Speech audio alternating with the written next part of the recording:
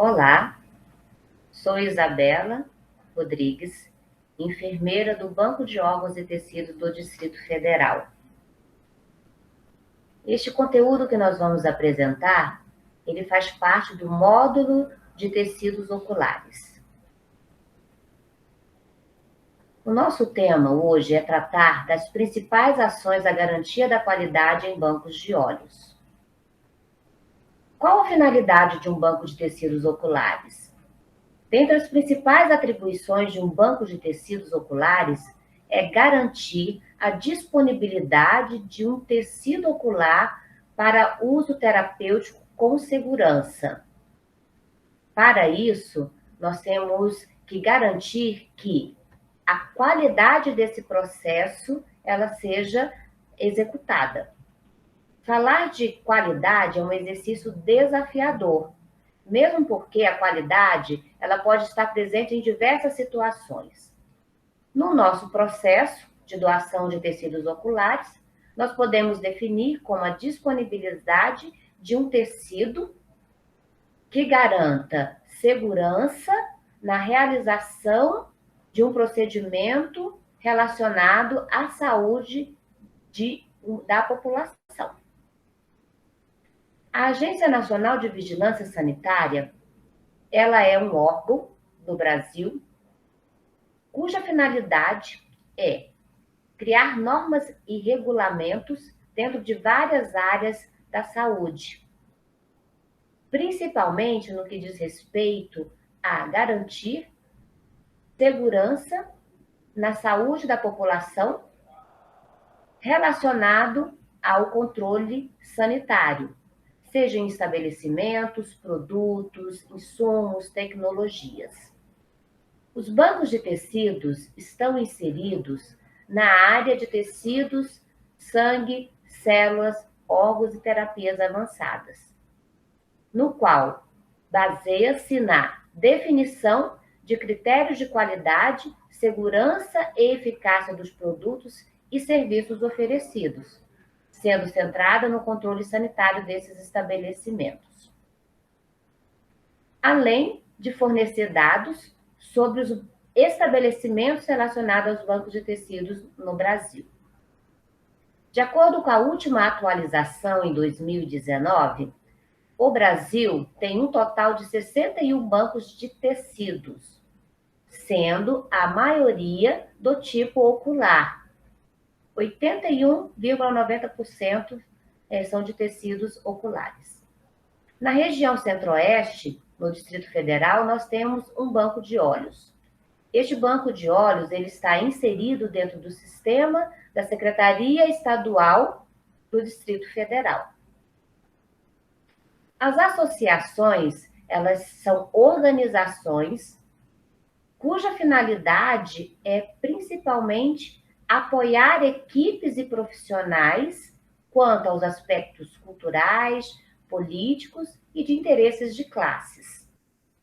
Os bancos de tecidos têm como referência a Associação Pan-Americana de Bancos de Olhos, criada em 1991 para assessorar tecnicamente, principalmente nos aspectos administrativos, legais e éticos, as equipes que executam atividades nos bancos de tecidos, além de proporcionar também uma formação e certificação desses profissionais, além de apoiar órgãos governamentais. Os bancos de tecidos devem assegurar o cumprimento das boas práticas em tecidos, no âmbito da garantia da qualidade, com o objetivo de garantir que os tecidos sejam retirados, transportados, processados, armazenados, liberados e disponibilizados de acordo com os padrões de qualidade e segurança necessários para o seu uso terapêutico. Ou seja, boas práticas consiste nas melhores evidências. E com isso, nós temos que garantir que, para a execução de controle da qualidade nos bancos de tecidos, é preciso ter pessoal qualificado, equipamentos e insumos que garantam uma execução adequada, né, para a execução das atividades, além de também disponibilizar outros recursos inerentes a esse processo no que diz respeito ao controle de qualidade. De uma forma didática, nós vamos discutir nosso processo de doação de tecidos oculares em algumas etapas, denominadas de pré-doação, doação e pós-doação. Isso não quer dizer que elas são executadas sem estarem interrelacionadas. Pelo contrário, cada fase executada, ela tem uma relação intrínseca com a fase anterior. E para isso nós vamos chamar a atenção em cada fase dos principais elementos que vão colaborar para que essa garantia da qualidade ela seja executada da melhor forma. Na fase pré-doação, ela é composta por algum conjunto de algumas ações preliminares, que denominamos de seleção de potenciais doadores. Essa seleção de potenciais doadores, ela é executada por uma estratégia que denominamos de busca ativa de óbitos na nossa região administrativa do Distrito Federal. Essa busca ativa é principalmente identificar doadores em parada cardiorrespiratória. Para isso, nós utilizamos o nosso sistema de rede de saúde, tanto pública quanto privada. Nós também utilizamos as comissões intra-hospitalares de doação de órgãos e tecidos e transplante como os nossos parceiros na identificação desses doadores, além de parcerias com os serviços de verificação de óbitos e de áreas dentro da Secretaria de Segurança Pública, como Centro Integrado de Operações relacionados à execução de identificar óbitos de morte violenta. Então, existe uma área dentro da Secretaria de Saúde que é um órgão onde são compostos por civis e militares, nas quais eles monitoram todos aqueles óbitos originados, né, de mortes violentas. Toda essa busca ativa, ela é subsidiada por evidências. Essas evidências, elas fazem parte dos critérios legais de inclusão e exclusão, tratadas na nossa resolução de diretoria colegiada, número 55 de 2015. Essa legislação, ela é composta por definir critérios do ponto de vista clínico, epidemiológico, físico, laboratorial e social. E para isso, os bancos de olhos devem realizar essa triagem clínica, social, física, laboratorial e demais avaliações pertinentes do potencial doador, de acordo com as diretrizes vigentes. Isso vai fazer que essa etapa, que é denominada de uma etapa crítica, de fato a gente possa identificar aquele doador elegível, ou seja, livre de contraindicação. Essa é uma etapa que, a partir do momento em que a gente identifica esse potencial doador, nós avançamos na busca dos responsáveis legais para que possa haver o consentimento e possibilidade da retirada desses tecidos oculares. Então, nessa fase seguinte, através da doação consentida, nós avançamos para a fase de retirada desses tecidos oculares. Essa fase é denominada de enucleação e nós vamos eleger alguns componentes imprescindíveis para que a gente garanta que essa etapa da retirada de globos oculares, ela possa ser executada com o menor risco de contaminação. E para isso, nós temos que avaliar macroscopicamente esse globo ocular, ou seja, o intuito de poder, nessa etapa, de forma visual, identificar algum sinal que possa, por exemplo, contraindicar a captação desse globo ocular, ou que sinalize a evidência de algum elemento que possa subsidiar, né, outras etapas de avaliações desses tecidos oculares.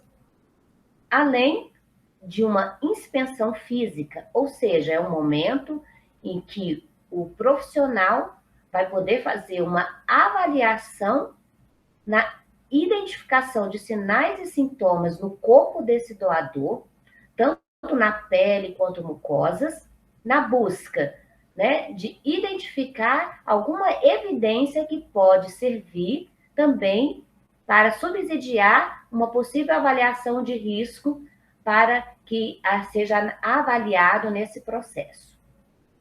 Além de que garantir esse procedimento uma técnica asséptica, ou seja, livre de contaminação, com a utilização de materiais estéreis, equipamentos estéreis e também a paramentação completa desse profissional.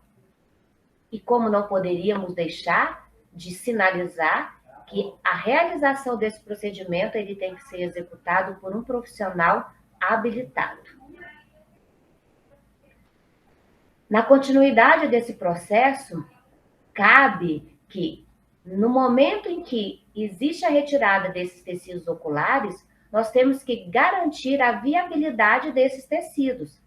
E no momento em que nós vamos transportar esses tecidos do local de retirada até o envio desses tecidos ao banco de olhos, nós precisamos garantir que esse acondicionamento ele seja seguro, ou seja, vão existir equipamentos que tenham uma segurança que possa acondicionar esses tecidos oculares para garantir que esse tecido ele possa ser viável na sua manipulação. Além disso, esse acondicionamento é realizado por recipientes, embalagens primárias, secundárias e terciárias. Tudo isso é sob condições monitoradas tecnicamente, de forma que todas essas ações de logística do transporte elas possam ser sejam reprodutíveis em outros momentos. Ou seja, é necessário que a validação desse processo seja garantido para que a gente possa, de fato, monitorar esses elementos que fazem parte do deslocamento e garantia desses tecidos oculares. Uma informação fundamental é o controle da temperatura, ou seja, esses tecidos, a partir do momento que são retirados do corpo do doador, eles são colocados, submetidos a uma embalagem primária, do qual a gente denomina, né, de câmara úmida, e essa câmara úmida ela tem que ser acondicionada em um ambiente que a gente possa realmente controlar a viabilidade desse tecido, e isso é feito através de controle de temperatura.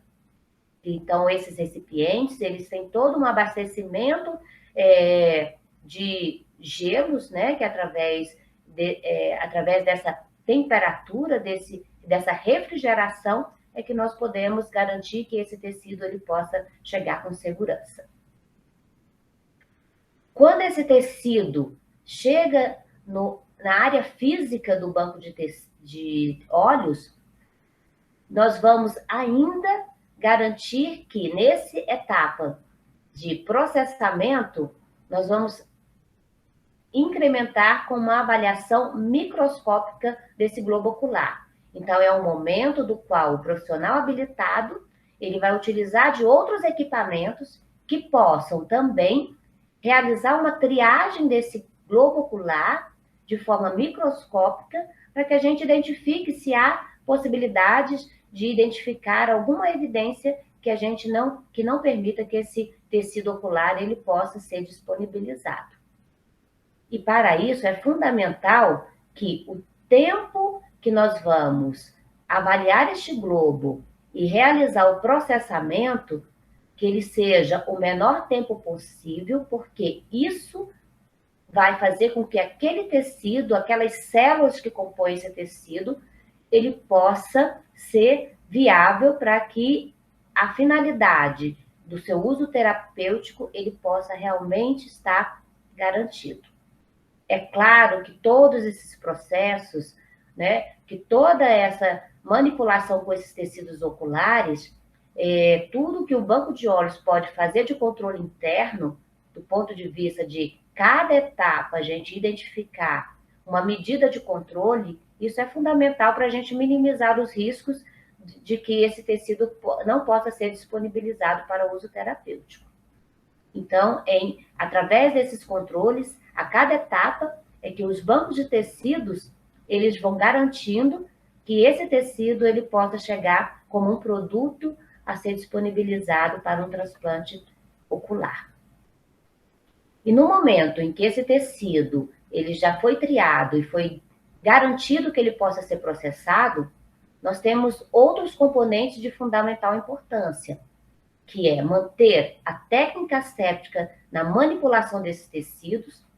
Para isso, nós temos que garantir um ambiente limpo, ou seja, esse ambiente ele é equipado por uma infraestrutura, que é um equipamento denominado de cabine de segurança biológica, que ela é toda realizada uma manutenção preventiva e corretiva, para que esse equipamento ele também garanta esse ambiente, para que durante essa manipulação a gente de fato minimize os riscos de contaminação.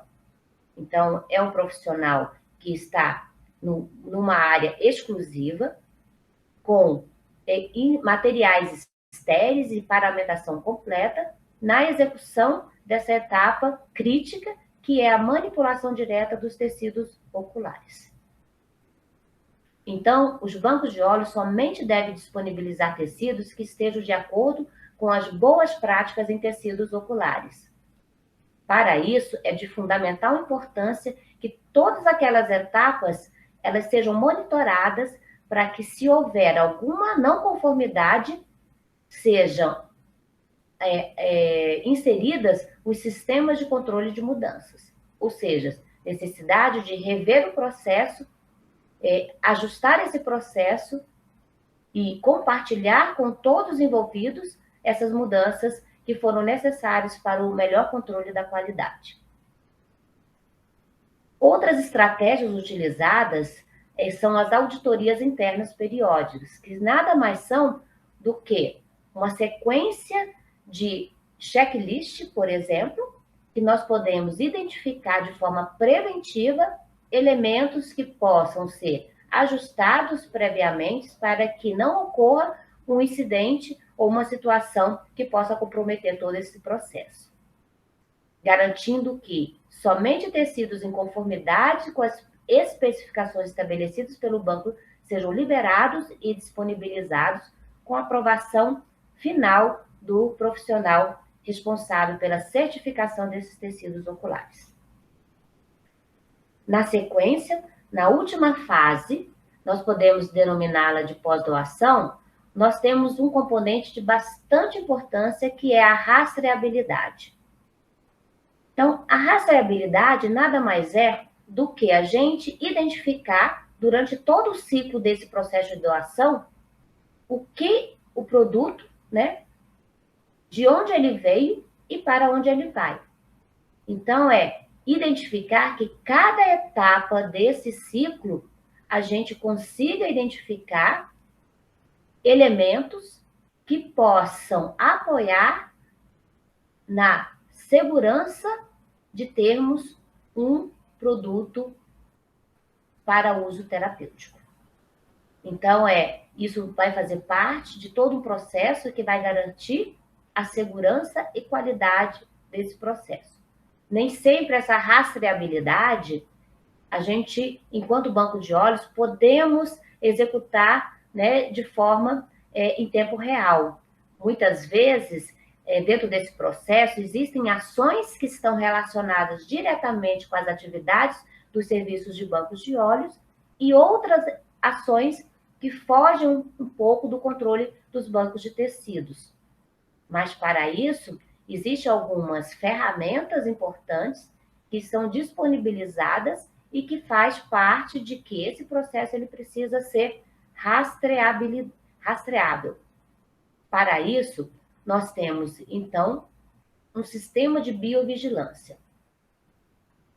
A biovigilância ela consiste no conjunto de ações de monitoramento e controle que abrange todo o ciclo de células, tecidos e órgãos humanos, desde a doação até a evolução clínica do receptor e do doador vivo, com o objetivo de obter e disponibilizar informações sobre riscos e eventos adversos, a fim de prevenir sua ocorrência ou recorrência.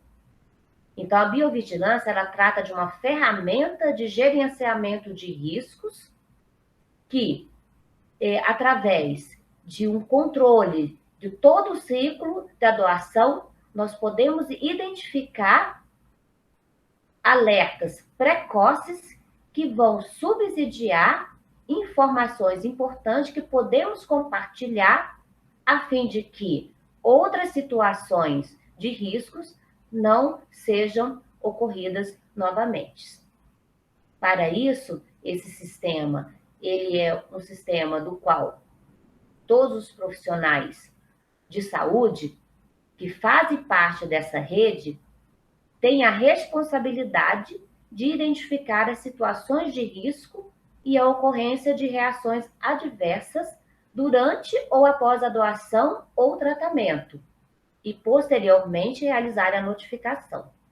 Ou seja, evento adverso é toda e qualquer ocorrência de uma reação adversa que possa provocar algum tipo de risco ou no doador vivo ou no receptor.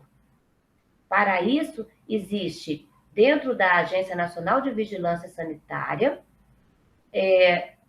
áreas onde os profissionais podem acessar uma área para notificar esses eventos, para que, de alguma forma, esses eventos possam ser monitorados, rastreados e para que esses eventos não aconteçam ou venham a ser recorrentes. Só para exemplificar, dentro dos tecidos oculares, exemplos desses eventos adversos. Temos a falência do transplante por rejeição do enxerto. Temos possibilidades de infecções ou transmissão de doenças. Todos esses exemplos fazem parte de possibilidades de complicações no pós-transplante. Daí a importância de que todas essas etapas das quais nós identificamos no nosso processo de doação, a importância do monitoramento, do controle e dos ajustes necessários para que a gente garanta a segurança e eficácia desse processo. Para isso, a importância de que planos de ações sejam executados à medida que as não conformidades sejam identificadas, para que a gente busque melhorias no nosso processo de trabalho, para que a gente minimize os riscos, porque o que a gente quer é que o nosso receptor ele possa ter uma possibilidade de melhorar a sua qualidade de vida. Então, ficam todas essas informações tratadas aqui como possibilidades de ajustes e melhorias no nosso processo de trabalho. Obrigada pela atenção de todos.